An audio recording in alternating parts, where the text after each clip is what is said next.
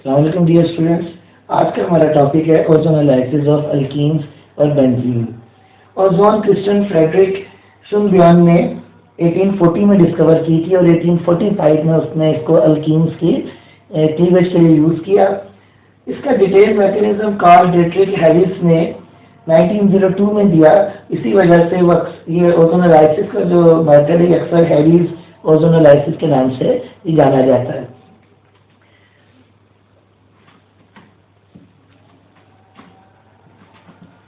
Ozone analysis को आप oxidative cleavage भी कह सकते हैं।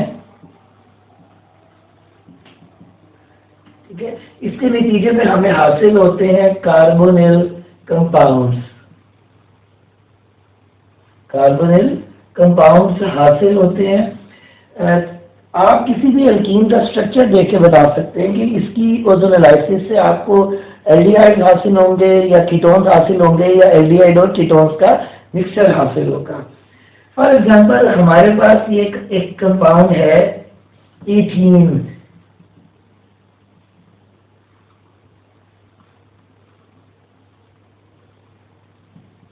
जब हम इसकी ओजोन एनालिसिस करेंगे तो ऑक्सीडेटिव क्लीवेज भी होगी, यानी क्लीव मॉलिक्यूल ब्रेक भी होगा, यहां से मॉलिक्यूल टूट जाएगा और ओजोन के पास जो 3 ऑक्सीजन है उनमें से एक ऑक्सीजन इधर और एक ऑक्सीजन इस सारे हिस्से को मिलेगा।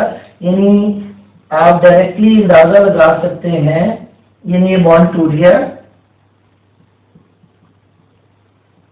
तो ओजोन का एक ऑक्सीजन इसके पास और ओजोन का एक ऑक्सीजन इसके पास, और तीसरा ऑक्सीजन या वो उसको हम वाटर के साथ रिएक्ट करके शुरू में उसको बाइंड कर देते हैं, क्योंकि एटॉमिक ऑक्सीजन एल्डिहाइड्स को बड़े आराम से ऑक्सीडाइज कर देता है इनटू कार्बोक्सिलिक एसिड।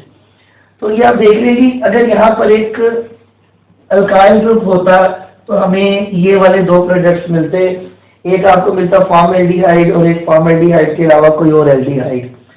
अगर यहाँ पर दोनों अल्काइल ग्रुप होता तो आपको 2 एल्डिहाइड्स मिलते।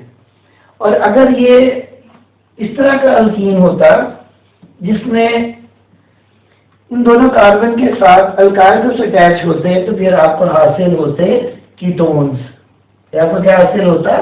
फिर आपको कीटोन्स हासिल होते। तो डिपेंड करता है कि ये जो 2 कार्बन है जिनमें डबल बॉन्ड है इनके साथ कौन से ग्रुप अटैच है, उस हिसाब से आप अंदाजा लगा सकते हैं कि आपको प्रोडक्ट क्या मिलेगा। हम इसका डिटेल मैकेनिज्म देखने लगे हैं। तो मैकेनिज्म में क्या होगा, सबसे पहले ये आपकी फॉर एग्जांपल ईथीन है।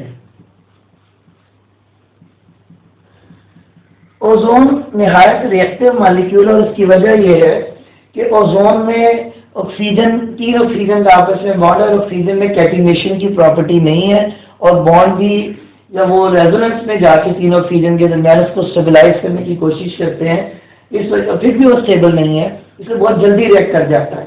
सबसे पहले होगी साइक्लो एडिशन, यानी रिंग भी बनेगा और ओजोन ऐड भी होगा।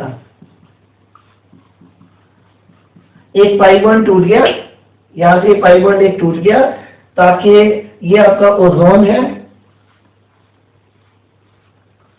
तो ओजोन जो उसका एक ऑक्सीजन इस कार्बन के साथ और दूसरा ऑक्सीजन इस कार्बन के साथ बॉन्ड बनाता है, इस तरह एक साइक्लिक स्ट्रक्चर भी बना और ओजोन की एडिशन भी हुई, इसलिए इस प्रोसेस को स्टेप को कहते हैं साइक्लो एडिशन। क्योंकि ओजोन में ऑक्सीजन में कैटिनेशन की प्रॉपर्टी नहीं है, अब ये रिंग इसने बना तो लिया लेकिन अनस्टेबल है, क्या करता है ये अपने आप को स्टेबलाइज करने के लिए इनिशियली रीअरेंज होता है, और रीअरेंज होकर ये आ गया आपका मोलोजोनाइड।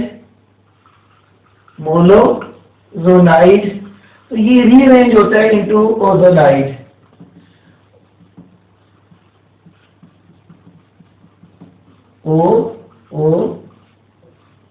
तो रीअरेंज होके क्या बनाता है, रीअरेंज होके बनाता है CH। अब इन दोनों कार्बन के बीच में जो बॉन्ड है ना वो टूट जाता है, और यहां से एक ऑक्सीजन जब इस जगह पे आ जाता है 2 कार्बन के बीच में, ये याद रखें कि अब इन दोनों कार्बन के बीच में बॉन्ड नहीं रहा। इसको कहते हैं ओजोनाइड। ये भी स्टेबल नहीं है, इसे ये भी ब्रेक डाउन होता है। अब ये ब्रेक डाउन किस तरह होता है, इस तरीके से। पहले इस हिस्से को देखिए, कार्बन और ऑक्सीजन का बॉन्ड टूटा और इस ऑक्सीजन के साथ बॉन्ड टूटा। ये नहीं, इस कार्बन की भी एक वैलेंसी फ्री हुई और इसकी भी एक फ्री हुई है, तो ये दोनों कार्बन और ऑक्सीजन आपस में एक पाई बॉन्ड बना लेंगे और उस पाई बॉन्ड के नतीजे में जो फंक्शनल ग्रुप आपको मिलेगा वो क्या मिलेगा, वो मिलेगा C के साथ। इस वाले कार्बन को देखिए 2 हाइड्रोजन है और ये जो ऑक्सीजन है इसके साथ सिंगल बॉन्ड था, तो दोनों की एक वैलेंसी टूटी हुई है, कम हुई है, वो आपस में बॉन्ड बना के वैलेंसी पूरी कर लेते हैं। इसी तरह यहाँ भी ऐसा ही है कि इस कार्बन का भी एक बॉन्ड टूटा है और इस ऑक्सीजन का भी, तो ये भी आपस में डबल बॉन्ड बना लेंगे, तो दोनों आपको फॉर्मल्डिहाइड मिलेंगे, तो दोनों एक जैसे हिस्से हैं ये। और ये जो ऑक्सीजन है, इसको कहीं हमारे एल्डिहाइड को ऑक्सीडाइज ना कर दे, उसको शुरू में न्यूट्रलाइज करने के लिए, बेकार करने के लिए हमने वाटर लिया होता है, तो वाटर इस ऑक्सीजन को एक्सेप्ट करके आपको दे देता है हाइड्रोजन पर ऑक्साइड। हाइड्रोजन पर ऑक्साइड भी एक ऑक्सीडाइजिंग एजेंट है, लेकिन कम से कम एटॉमिक ऑक्सीजन से कम है।